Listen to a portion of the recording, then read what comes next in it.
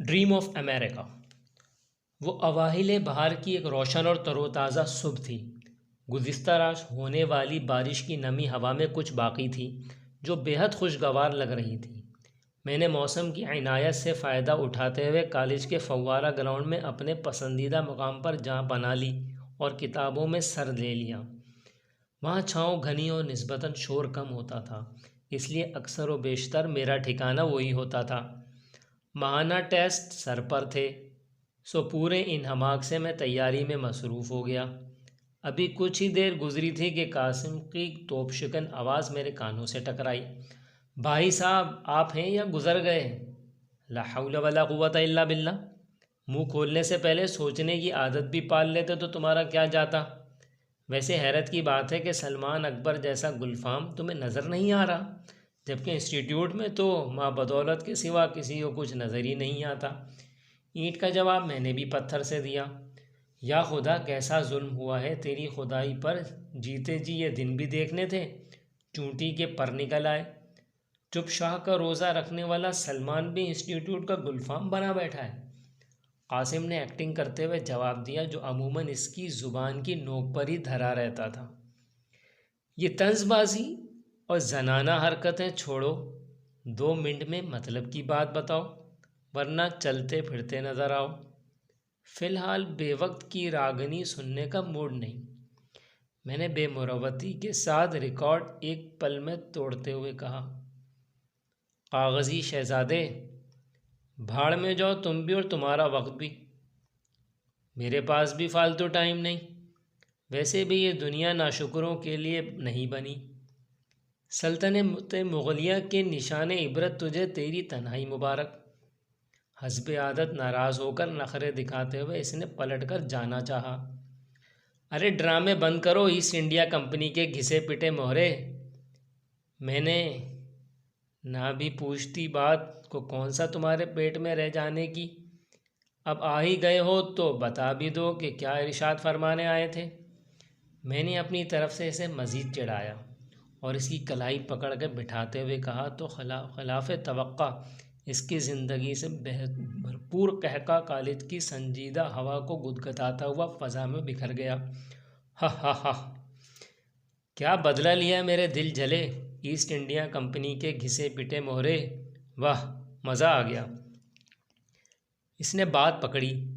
شوخی، شرارت اور زندہ دلی کی تصویر۔ قاسم تھا ہی ایسا، ہمیشہ دل کھول کر ہنسنے والا۔ اس کی آواز زندگی کا پتہ دیتی تھی۔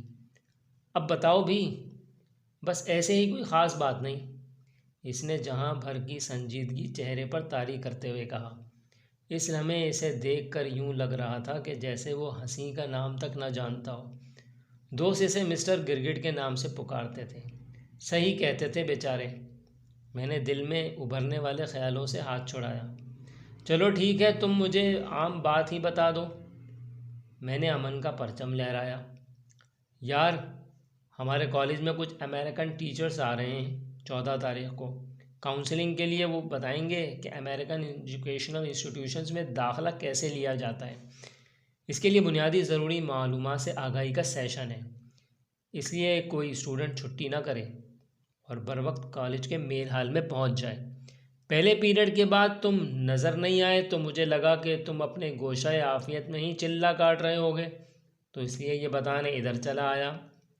اور تمہیں تو علم ہے کہ میرا اندازہ کبھی مجھے دھوکہ نہیں دیتا۔ آج بھی میں نے سوچا اور تمہیں پا لیا۔ اچھا، مجھے تو علم نہیں، تمہیں کس نے بتایا؟ میں نے ایک لمبی سانس لے کر اس سے پوچھا، جو آنکھیں جھکائے بات کا پتنگڑ بنائے جا رہا تھا۔ 2 حرفی بات کا کوّا بنانا اور بنا کر اڑانا اس پر ختم تھا۔ اے میرے گوشہ نشیں، یہ اس دنیا کی تازہ ترین خبر ہے اور دنیا والوں کے لیے ہے۔ سادھو جوگی کو اس سے کیا مطلب؟ کالج میں تو خبر جنگل میں آگ کی طرح پھیلتی ہے۔ اگر دنیا والوں کو خبر ہے تو پھر ہر کسی کی زبان پہ ہوتی، مگر یہاں تو میری طرح کسی کو بھی علم نہیں، علم ہو بھی نہیں سکتا، کیونکہ یہ خبر میری ان شریف آنکھوں کے سامنے بڑے بڑے لفظوں میں کچھ دیر پہلے ہی نوٹس بورڈ پر چپکائی گئی ہے۔ اگلے پیریڈ کی گھنٹی بجنے کی دیر ہے۔ جنگل میں کہ آگ کی طرح خبر آپ کے دامن میں آ لپٹے گی۔ پھر شک پر ندامت محسوس ہو تو میرا سامنا کرنے سے پہلے حفظ ما تقدم کے طور پر چلو بھر پانی میں ڈوب جائیے گا، اور اگر جل مرنے کو جی چاہے تو پیڑ پر چڑھ جائیے گا، لگے ہاتھ چتا کا خرچہ بچ جائے گا۔ مفت مشورہ ہے، اس نے بھی مجھے چڑھایا۔ ارے اتنی سی خبر کے لیے نوٹس بورڈ کو زحمت دینے کی کیا ضرورت تھی؟ انتظامیہ خبر تمہاری زبان کی نوک سے باندھ دیتی، ایک کالش تو کیا پورے عالم کو خبر ہو جاتی۔ میں نے بھی جواباً اسے چڑھایا اور وہ سچ مچ چڑھ گیا۔ واقعی نیکی کا جہاں نہیں رہا قاسم میاں، نیکی کر اور جوتے کھا، ان بے فیض لوگوں سے کچھ حاصل نہیں ہونے والا۔ نیکی دریا میں ڈھالنے کے بجائے نیکی کی دہائی دیتا قاسم بآواز بلند بڑبڑاتا ہوا جیسے آندھی کی طرح آیا تھا ویسے ہی طوفان کی طرح پلٹ گیا، مگر جاتے جاتے میرے لیے سوچ کا در کھل گیا۔ کیسی تیاری، کیسی پڑھائی، ایک لفظ امریکہ پر سوچ کر سوئی اٹک گئی۔ کیا امریکہ جانا اتنا ہی آسان ہے؟ امریکہ میں آخر ایسا کیا ہے جو خصوصی طور پر وہ ہمیں بتانے اور سمجھانے آ رہے ہیں؟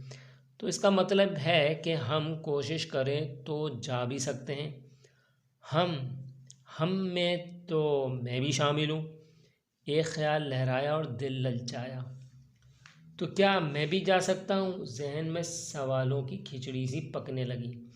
جواب کی سمجھ تو نہیں تھی، مگر خیال کا بیج جو ذہن کی کھیتی میں آن گرا تھا، آنے والی راتیں اسے بیج کی آبیاری کرتے گزرنے والی تھیں، مگر ہونی سے پہلے ہونی کو کون جان پاتا سوائے اس کے جو سب سے بڑا کارساز ہے۔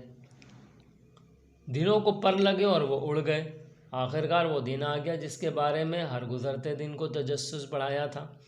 تمام اسٹوڈنٹس کو ہال میں جمع کیا گیا۔